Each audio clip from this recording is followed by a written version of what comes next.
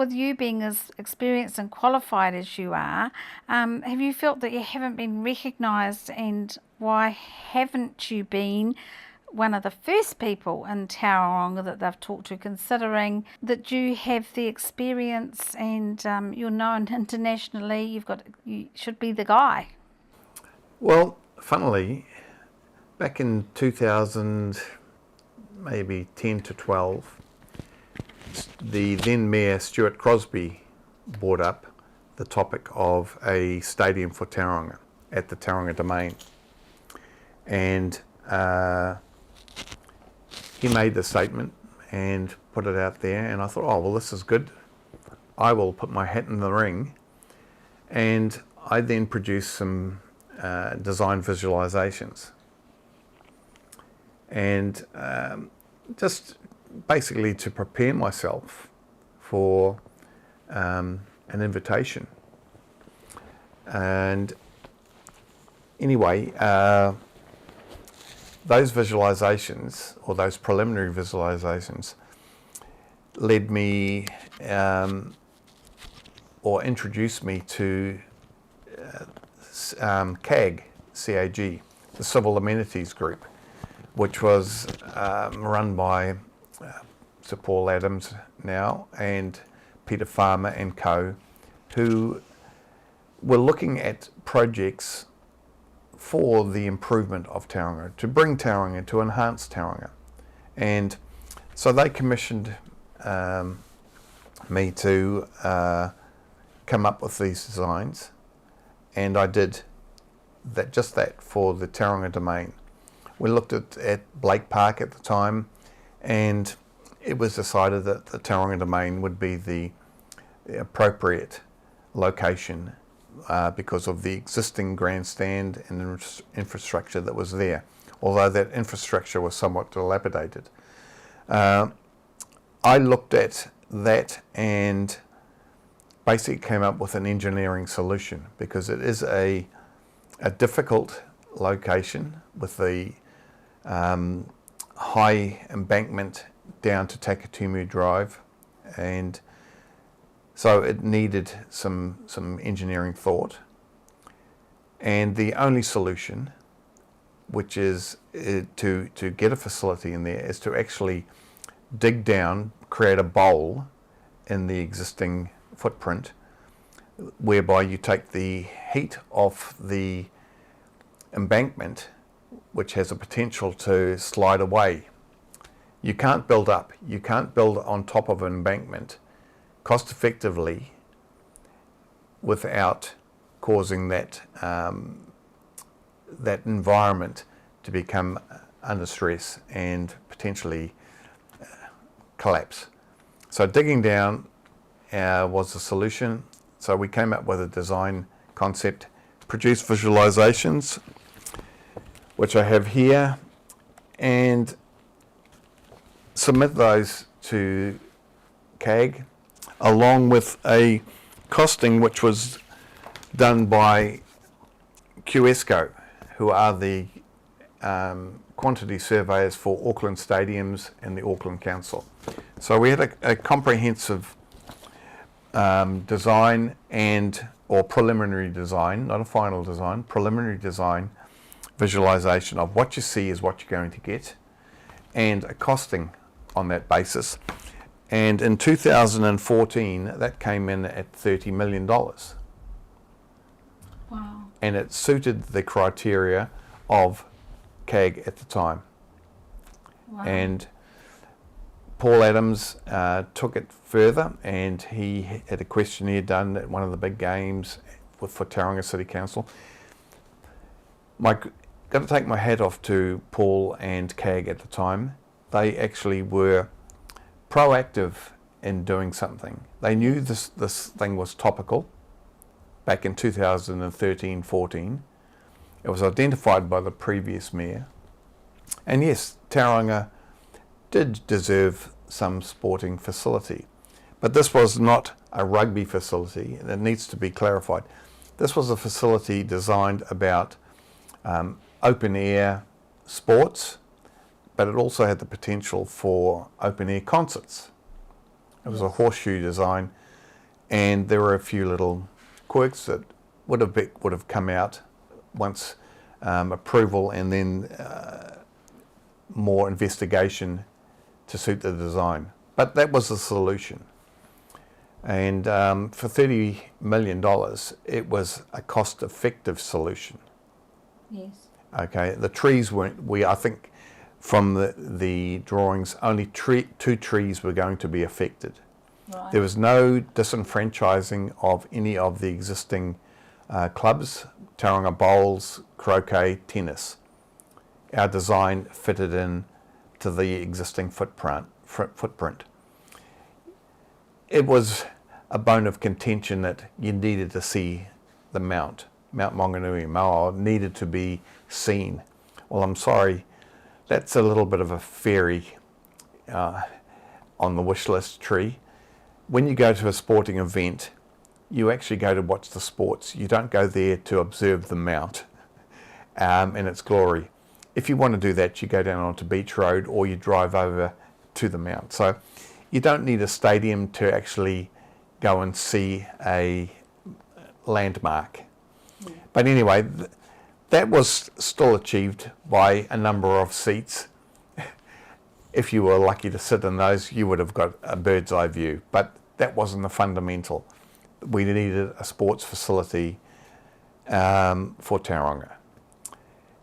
And as times progressed, we didn't get traction back in the day. Paul's $30 million facility didn't go any further. And then along came the commissioners. If we jump forward to the days of the commissioners, and one of their first requests was for submissions on projects that would benefit Tauranga. So we're really now looking at what, 2023, when the commissioners came in. And I then had all this information. I then passed it forward. I submitted it to the commissioners. They got back to me after seeing what I had done with a thank you very much. We've now handed this to Priority One, who will be dealing with it. Wow.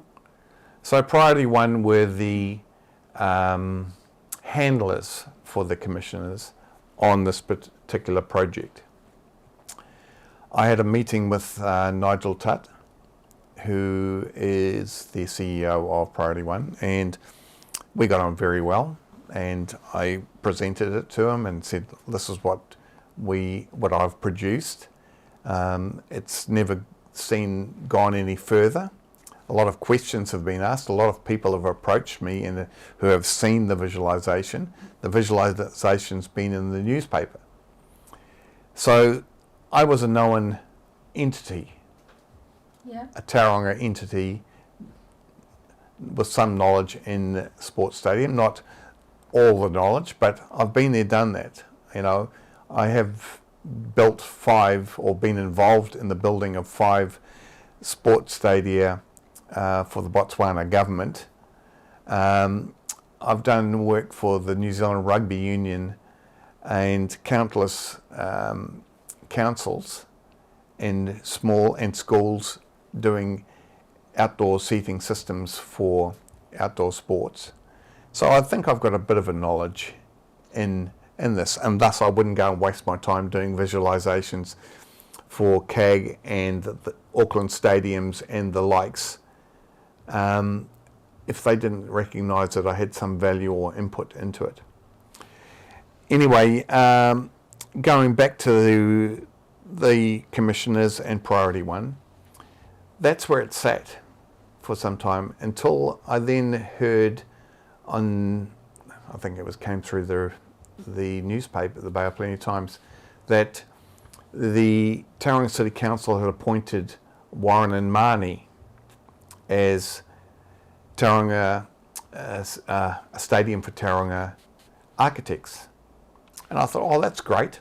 I know the principal of Warren and Marnie. I've dealt with him on doing work for Auckland stadiums, Daryl Maguire. So I emailed Daryl and said to Daryl, look, the Tauranga Stadium project has come back to life, and I understand that you're the appointed architects for Tauranga Council to look into this. How about we look into using the Gladiator seating system? As you know, it reduces the cost significantly in the spectator seating environment, whereby it makes projects cost effective. And you've got to remember that architects of this size work on a design commission. They then work on a percentage fee commission of the overall project. And that can be anything from 10% to 15%. So obviously, me coming along with a cost-effective solution doesn't automatically fit their agenda of making a high percentage gain, i.e. if a facility comes in at $100 million and I reduce that by 50% because of the seating is the huge aspect of it, and it becomes a $50 million project, they only make half the fees. Wow. So, and that's real. That's real. The previous director of Auckland Stadiums identified this when we were doing a project in Auckland at Western Springs for the redevelopment of Western Springs to make it into a cricket oval, where we reduced the seating costs by $40 million.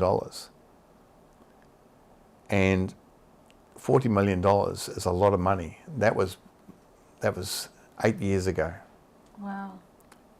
And so when this stadium came out to be $220 million for Tauranga as a Warren and Marnie design, I just looked at it and I went back to Paul Adams and said, Paul, this is lunacy. Yeah. And we sat down and we went through the numbers, and he is a developer, basically said, yeah, I agree. And the numbers don't add up. The numbers just do not add up. And so, long story short, priority one, we had a fallout because virtually I presented a solution of which they then gave to Tauranga Council, who then gave to Warren and Marnie, who then thought, oh, this is great. And I know it's going to sound very much like sour grapes, but the fact of the matter is they went and did something that ultimately disenfranchised bowls, croquet, for absolutely no reason, because they knew if they'd adopted my design, they could have been head up on virtually plagiarism. And I had copyrights on I always copyright all my designs, concepts. And there were other things that just didn't add up. Yes, they were going to cut the bowl. That was the only engineering solution for the environment. But rotating at 6 degrees is neither here nor there. But it has a major impact on bowls. It has a major impact on tennis and cricket, because you encroach on their environments. There was no need for it. There was no need for it. But it was a point of difference. It was different to what Greg did. So if Greg ever kicked up a stink and said, well, wait a minute, guys, you've actually here's my letter of introduction to you. You never replied. You know me. And therefore, you've copied me. No, we haven't copied you because we've rotated it.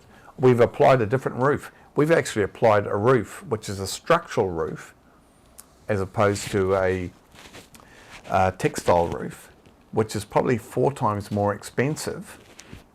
So they did all of these things to highly inflate, knowing that when they get their 10 to 15% of a final design cost, they were going to get a big payout. You know, their preliminary schemes, God only knows what Taurang's paid for that. You know, so here we have it now, a $220 million facility that isn't going to fly. It's going to bankrupt Tauranga, or I think bankrupt is probably a strong word, but it's certainly going to put a lot of pressure on ratepayers to pay off a facility if it was to go ahead. And thus we've also had a big backlash of we don't need this. And yeah, it's crazy. So in saying that, I've now gone back to a design at Blake Park, Yes. which is far more suited for a sports facility, an outdoor concert venue, or an environment for Tauranga. High performance, the Adams Centre, high performance is there. The Bay Oval is there, which is hosting international cricket events every summer. Has had crowds of over up to 10,000 people with not a transportation problem. Everyone always says, oh, you build a stadium, where's everyone going to park? Well, Mount Maunganui doesn't have a problem. Calvin Jones has not had a problem with his up to 10,000 spectators. No, everyone's had a great event. So yes, let's take it back to where the sports is populated. Hockey, Oval, Ames Games, all of these. New Zealand Sevens are based over at the Mount. Bay Rugby. Already. So Bay Rugby's there.